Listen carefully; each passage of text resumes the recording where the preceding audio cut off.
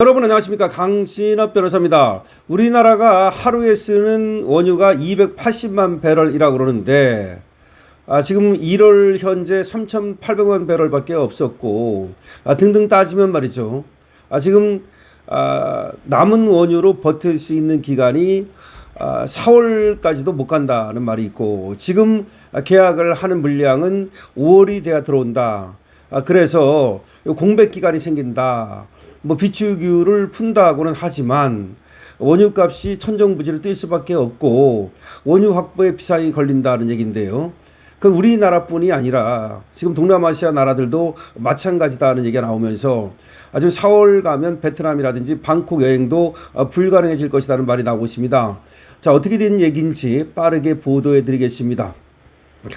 방글라데시 대학가는 때 아닌 방학이 이루어지고 있고요. 필리핀에는 주 4일 근무제가 도입됐답니다. 국가 행사에 의한 일정 변화나 생산성 향상에 따른 단축 근무 때문이 아닙니다. 코로나19 같은 감염병 때문도 아닙니다. 중동에서 발발한 전쟁의 여파가 수입 연료 의존도가 큰 아시아부터 강타하고 있다는 겁니다. 원유가 수입이 안 되니까. 방글라데시 대학가가 지금 휴학에 들어갔고요. 방학에 들어갔고요. 그리고 또 필리핀에는 주 4일 근무제를 실시하고 있고요. 벌써부터. 미국, 이스라엘과 이란 간 전쟁이 3주를 넘기면서 중동의 에너지 수급을 의존해왔던 아시아가 첫 번째 충격파를 감당하고 있다는 겁니다. 가장 먼저 항공기에 쓰이는 제트 연료, 항공유. 이 항공유 가격이 사상 최고 수준으로 치솟으면서 각국 정부가 항공운항 유지를 위해서 긴급 대응에 나섰답니다. 그러니까 원유로 항공유를 만들잖아요. 제트 연료. 이게 가격이 지금 천정부지로 뛰고 있습니다. 왜 그러냐면 이 항공유는 오랫동안 저장을 할 수가 없대요. 다른 원유로 만든 것들은 좀 오랫동안 저장이 가능하니까 원유를 가지고 이렇게 좀 길게 끌 수 있지만 항공유 같은 거는 저장 기간이 짧기 때문에 바로바로 이렇게 들어오는 그런 원유가 없으면 이 항공유를 확보할 수가 없다는 겁니다. 베트남이나 호주 등 일부 국가들은 당장 다음 달부터 항공편 유지가 불투명할 정도다. 베트남, 호주 비행기를 못 띄운답니다. 뉴욕타임스는 지난 20일 현지 시간으로요, 아시아의 항공사들이 제트 연료 수급에 어려움을 겪으면서 수천 편의 항공편을 취소했다고 보도했습니다. 제트 연료 가격은 배럴당 200달러를 넘어 사상 최고치를 기록하면서 전쟁 전 가격의 2배 이상으로 급등했습니다. 제트 연료는 다른 연료보다 품질 기준이 엄격해서 정유 제품 중에서도 가장 먼저 부족해지기 쉬운 연료랍니다. 비행기 연료니까.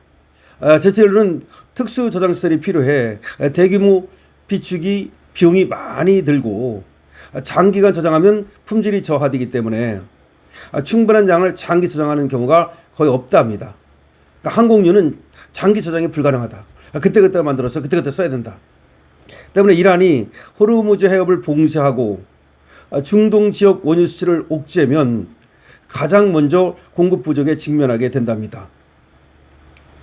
원유 수급에 어려움이 예상되면서 중국은 가장 먼저 제트 연료를 포함한 정유 제품 수출을 제한했답니다. 최근에는 태국도 제트 연료 등 일부 연료 수출을 일시적으로 금지했답니다. 이에 발등이 떨어진 곳이 베트남이랍니다.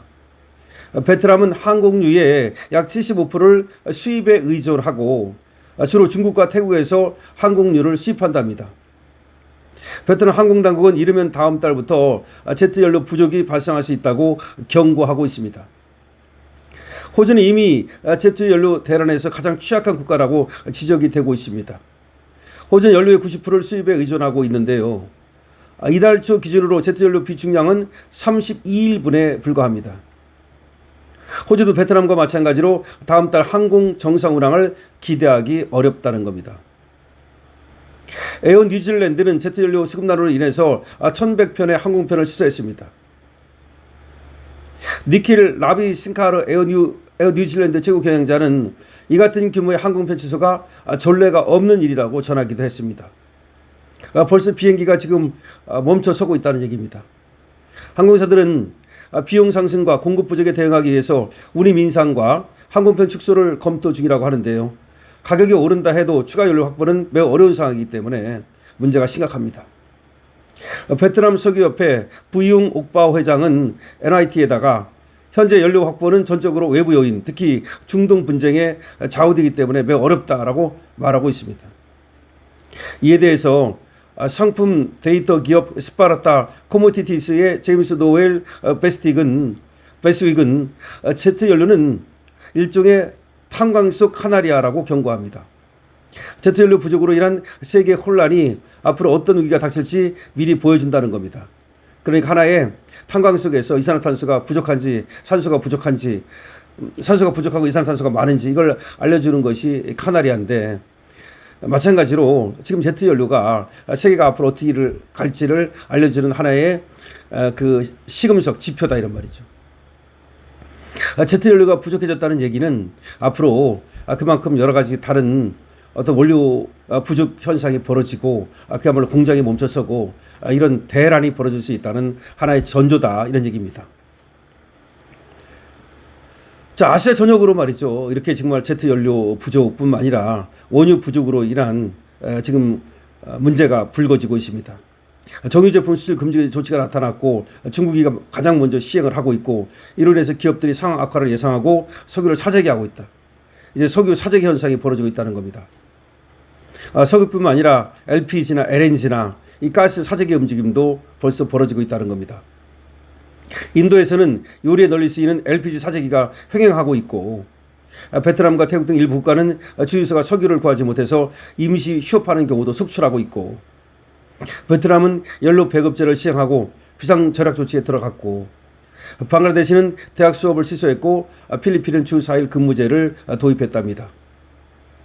베트남은 사태가 심각해지자 외교부 장관과 총리가 중국, 한국, 태국, 일본, 아랍에미레이트 대사들과 만나서 전략 비축유 공유 등 지원을 요청하기도 했답니다. 그러니까 베트남이라든지 호주 같은 나라들이 항공유, 제트 연료를 다른 나라에서 수입해서 쓰는데, 그 수출하던 나라들이 우리도 지금 발등에 불이 떨어지니까 수출을 안 하는 거야. 그러면 수출을 하는 나라들이 수출 안 하면 어떻게 되겠습니까? 수입하는 나라는 수입이 딱 멈추면 비행기 연료가 없는 거야. 그러니까 지금 베트남이라든지 호주라든지 이런 데는 지금 여행도 더 이상 막힌다. 베트남, 호주 여행 막힌다. 왜? 항공유가 없다. 특히 항공유가 없는 나라가 베트남, 호주 이런 나라들은 자기 나라에서 만들어 쓰는 게 아니라 되게 수입을 한다는 거지. 뭐 자기 나라에서 만들어 쓰는 사람들은 그래도 조금 더 여유가 있겠죠. 그런 나라들은. 그런데 베트남이나 호주 같은 나라는 이 항공유를 갖다가 수입해서 썼는데 수입을 이제 못하게 된 거야. 수출하는 나라들이 이제 안 하겠다는 거야. 그러면 여러분, 우리 한국 사람들 베트남 여행 많이 가는데 또 호주도 많이 가는데 이제 그 비행기가 없어서 그야말로 이제 비행기가 안 떠서 이제 여행도 못 가게 생겼다 이런 말입니다. 벌써 많은 지금 비행편이 취소되고 있답니다. 이제 비행기도 못 뜨는 이제 난리가 나고 있습니다.